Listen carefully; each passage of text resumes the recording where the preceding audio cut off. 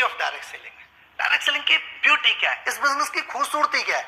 ऐसा नहीं कि सिर्फ डायरेक्ट सेलिंग में ही पैसा है, बाहर ट्रेडिशनल में भी बहुत ज्यादा पैसा है, लेकिन उन दोनों में फर्क क्या है, ये फर्क हम समझते हैं। अदर बिजनेस आप करने जाओगे, नंबर एक इन्वेस्टमेंट। पैसा कमाने के सैकड़ों, हजारों, लाखों, करोड़ों साधन है, करोड़ों काम है, करोड़ों तरीके हैं, लेकिन किसी भी फील्ड में अगर पैसा कमाना है तो सबसे मोस्ट इंपॉर्टेंट पार्ट क्या है? इन्वेस्टमेंट। पैसा लगाना पड़ेगा, मोटा पैसा लगाना पड़ेगा। लेकिन पैसा लगाने के साथ साथ दूसरी चीज हमें फ्री में क्या मिलती है? रिस्क। और जितना मोटा पैसा उतना मोटा रिस्क। अगर आपने 50 लाख रुपए लगा के कोई दुकान खोली है, 20-30 लाख रुपए, 50 लाख रुपए लगा के, क्या आपको लगता है हम सेफ है? नहीं। कल को कोई 2-3-4-5 करोड़ रुपए लगा के हमसे भी बड़ा दुकान खोल देगा, शोरूम बना देगा। क्या आपको लगता है 5 करोड़ वाला सेफ है? नहीं। कल को कोई टाटा, बिरला, अंबानी, अडानी आएगा, 100-200 करोड़ रुपए लगा के मॉल खोल देगा, वहां पे धंधा खत्म। इस मार्केट में हर बड़ी मछली छोटी मछली को खा जाती है, ये बात हम सब जानते हैं। हर आदमी परेशान है, रिस्क है बहुत ज्यादा, मेहनत का पैसा है, लगा दिया डूब गया, कल को क्या होगा? और मिडिल क्लास का पैसा कैसे आता है आप सब जानते हो। तीसरी चीज कंपटीशन, गला काट कंपटीशन है मार्केट के अंदर। आज सरवाइव करना मुश्किल पड़ रहा है। मनी मन हर आदमी ये सोच रहा है, 4 दुकान लाइन से खुली हुई है कपड़े की, हर आदमी ये सोचता है तीनों बंद हो जाए, कैसे सारा ग्राहक मेरे पास आ जाए। उसके बाद क्या? टैलेंट। इस मार्केट में सरवाइव करने के लिए हद से ज्यादा टैलेंट की जरूरत है, जो हर आदमी के पास नहीं है। टाइम बाउंडेशन है। आपका शोरूम है, सुबह 9 बजे से रात को 9-10 बजे तक शोरूम खोलना पड़ेगा, हर दिन खोलना पड़ेगा, दुकान पे बैठना पड़ेगा, ग्राहक का इंतजार करना ही पड़ेगा।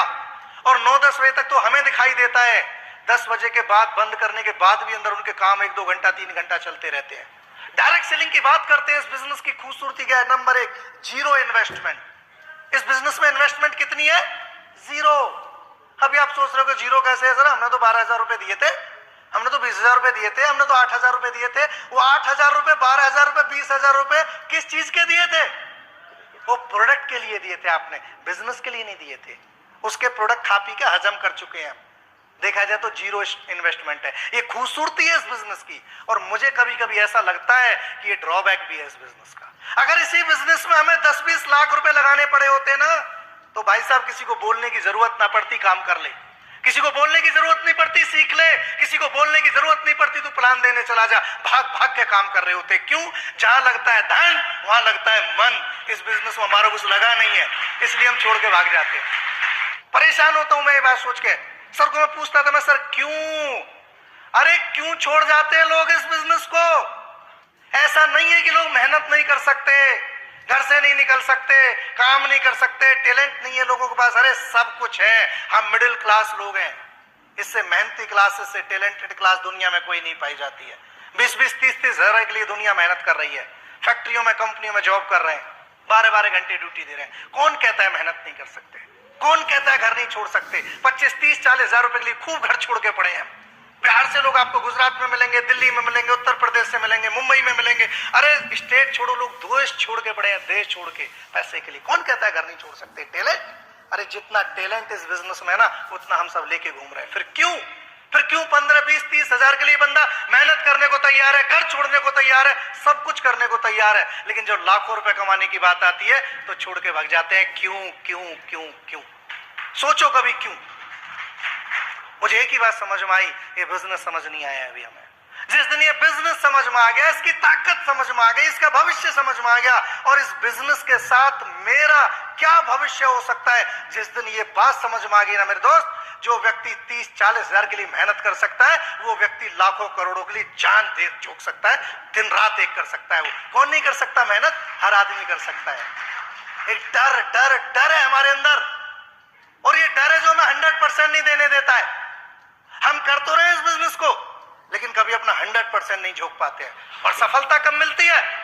जब किसी काम में व्यक्ति अपने आप को 100% झोंकता है। हम झोंकना चाहते हैं, हम करना चाहते हैं, एक डर लगता है हमें। अरे लोग पहले भी करोड़पति बने हैं, इस बात का भी डाउट नहीं है, डर नहीं है। लोग आगे भी करोड़पति बनेंगे, इस बात का भी कोई डाउट नहीं है, डर नहीं है। फिर डर किस बात का है? डर इस बात का है कि मैं बनूंगा या नहीं बनूंगा, और यही डर है जो मैं 100% नहीं देने दे रहा है। वरना मेरे दोस्त, हम 20-20 हजार के लिए मेहनत करने वाले लोग हैं। 2 लाख के लिए तो हम क्या कर सकते हैं? क्या कर सकते हैं हम। ये बात मुझे समझ में आ गई थी, और एक बात समझ में आई थी, कुछ भी गलत हो सकता है लेकिन गणित कभी गलत नहीं हो सकता, कैलकुलेशन कभी गलत नहीं हो सकती है। ये बात मुझे बिजनेस को देख के समझ में आई थी। इसलिए मैं बोलता हूं यार, ये डर निकालो। अगर कामयाब होना है ना, वाकई में इस बिजनेस में कामयाबी के लिए आए, सबसे पहला काम एक ही करना पड़ेगा, इस डर को निकालना पड़ेगा। डर क्या है? मैं तो पढ़ा लिखा कम हूं, मेरी तो एजुकेशन कम है, मुझे तो एक्सपीरियंस नहीं है, मैं तो गांव से हूं, मैं तो हाउसवाइफ हूं, मेरी तो पर्सनैलिटी अच्छी नहीं है। ये डर है, मैं करोड़पति कैसे बनूंगा। और ये डर भी सच्चे हैं। क्यों? क्योंकि इस मार्केट में इन्हीं चीजों से हमें तोला जाता है। भाई कहीं नौकरी मांगने जाओ, कहीं काम मांगने जाओ, क्या देखा जाता है? आपकी पर्सनैलिटी कैसी है, एजुकेशन कहती है, एक्सपीरियंस कितना है, ये सारी चीजें देखी जाती हैं। लेकिन ये बिजनेस की खूबसूरती है कि यहां पे इन सब चीजों की जरूरत नहीं है, नहीं है, नहीं है। जब आपने इस बिजनेस को ज्वाइन किया था, किसी ने आपसे पूछा आपकी एजुकेशन क्या है? किसी ने पूछा आपका बैकग्राउंड क्या है? किसी ने पूछा आपका एक्सपीरियंस क्या है? किसी ने पूछा आपकी पर्सनैलिटी कैसी है? नहीं। एक ऐसा बिजनेस कि जो भी है, जैसे भी है, वैसे ही हमें स्वीकार कर लेता है। इससे ज्यादा बड़ी खूबसूरती इस बिजनेस की और क्या हो सकती है? आप मुझे बताओ। हम जो भी है, जैसे भी है, वैसे ही स्वीकार कर लेता है। इक्वल अपॉर्चुनिटी देता है सभी को, इक्वल अपॉर्चुनिटी। जितने टैलेंट की जरूरत है उतना टैलेंट तो हम सिखा देते हैं। हम बात कर रहे थे इन्वेस्टमेंट जीरो, रिस्क जीरो। जहां पैसा नहीं लगाया वहां रिस्क क्या होएगा? 2-4 हजार रुपए दिए थे, खा पी के हजम कर दिया। Competition zero. हर व्यक्ति चाहता है एक दूसरे की तरक्की के बारे में। क्यों? हम सबकी तरक्की कहीं ना कहीं इनडायरेक्टली रूप से हम एक दूसरे के साथ जुड़ी हुई है। आप तरक्की करोगे, हम भी तरक्की करते हैं, और हम तरक्की करेंगे तो आपके माध्यम से ही करेंगे, और कोई माध्यम नहीं है। इससे बढ़िया खूबसूरती क्या होगी इस बिजनेस को? बहुत सारे लोग बैठे हैं यहाँ पे जिन्हें मैं पर्सनली नहीं जानता हूं। बावजूद इसके मैं प्रभु से एक ही प्रार्थना करता हूं, हे प्रभु, इस हॉल में जितने भी लोग बैठे हैं ना, तू सबको करोड़पति बना दे। मुझे कुछ नहीं चाहिए, मुझे कुछ नहीं चाहिए।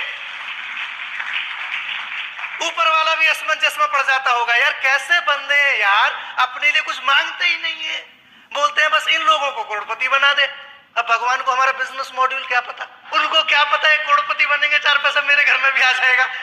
ये ताकत है बिजनेस मॉड्यूल की मेरे दोस्त, ये ताकत है बिजनेस मॉड्यूल, बिजनेस मॉड्यूल के मेरे दोस्त, ये ताकत है बिजनेस मॉड्यूल की। इससे खूबसूरत काम पृथ्वी पे कुछ हो नहीं सकता। ये मैं आपको दिल से बोलता हूँ, प्रूफ कर सकता हूँ। और जो आपको कोई मिले ना ज्यादा समझदार अपने आप को समझे, उसे लाओ हमारे सामने। बाहर बाहर से तो दुनिया देख के कुछ भी बता देती है। मैंने स्टोरी आपको सुना दी थी, जिसको जैसा अनुभव रहा है इस बिजनेस के बारे में वो ऐसे ही बता देता है। एक कंपनी में, किसी के गलत कंपनी में 4 पैसे फंस गए तो इंडस्ट्री खराब हो गई क्या? मैं फौज की भर्ती देखने गया और मुझसे दौड़ नहीं लगी, फौज खराब हो गई क्या? मैंने मेडिकल की तैयारी करी, मैं डॉक्टर नहीं बना, तो मेडिकल इंडस्ट्री खराब हो गई क्या? नहीं, समझना पड़ेगा। और थैंक्स, ये बातें लोगों को धीरे धीरे समझ में आ रही हैं। बहुत तेजी से बदल रहा है बिजनेस, बहुत तेजी से बदल रहा है। तो एक डर निकालो अंदर से, इन सब चीजों की जरूरत नहीं है।